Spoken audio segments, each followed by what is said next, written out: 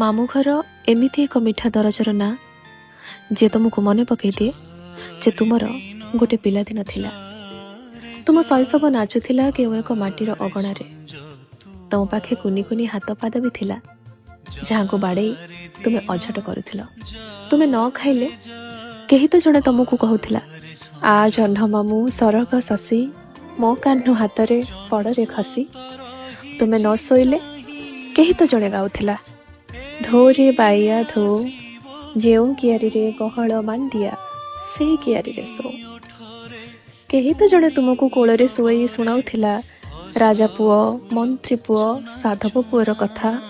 7 ତାଳ ପାଣି ତଳେ ପଥର ପ୍ରାସାଦ, ଆଉ ତା ଭିତରେ ବନ୍ଦୀ ରାଜକନ୍ୟାର କଥା। କେହି ତ ଜଣେ ଅତି ସରାଗରେ ବାଢ଼ି ଦେଉଥିଲା, ପତର ପୋଡ଼ା ମାଛ, ପାଳ ଛତୁର ପାପୁଲି ଚଟା ବେସର, ଜହ୍ନି ପୋଡ଼ା ଆଉ କଖାରୁ ଫୁଲର ବରା। ତୁମେ କ'ଣ କେବେ ଭାବିଥିଲ ଯେ କଣ୍ଢେଇର ବାହାଘର ଆଉ ସଢ଼େଇ ଖେଳ ଏତେ ଶୀଘ୍ର ସରିଯିବ ବୋଲି? ତୁମେ କ'ଣ କେବେ ଭାବିଥିଲ ଯେ ତୁମେ ନାଚୁଥିବା ଅଗଣା ଦିନେ ଘାସ ବଣ ପାଲଟିଯିବ, ଆଉ ତୁମେ ଅନାବନା ଗାରୁଥିବା କାନ୍ଥ ସବୁରେ ଓଇ ଲାଗିଯିବ?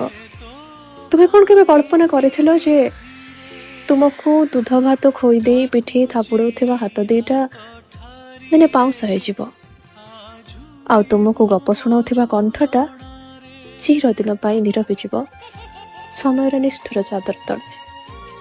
ତୁମକୁ ଲୁଚେଇ ଲୁଚେଇ 100 ଟଙ୍କିଆ ନୋଟ ସବୁ ରାଣ ପକାଇ ଦେଉଥିବା ଲୋକଟା ଦିନେ ମାଟି, ପାଣି, ଅଗ୍ନି, ବାୟୁ ଆଉ ଆକାଶରେ ଲୀନ ହେଇଯିବ। କୁନି ଆଖିରେ ଭରି ଦବରେ ସପନ ତ ସୁନା ସୁନା, ରୁଙ୍କୁ ଝୁମା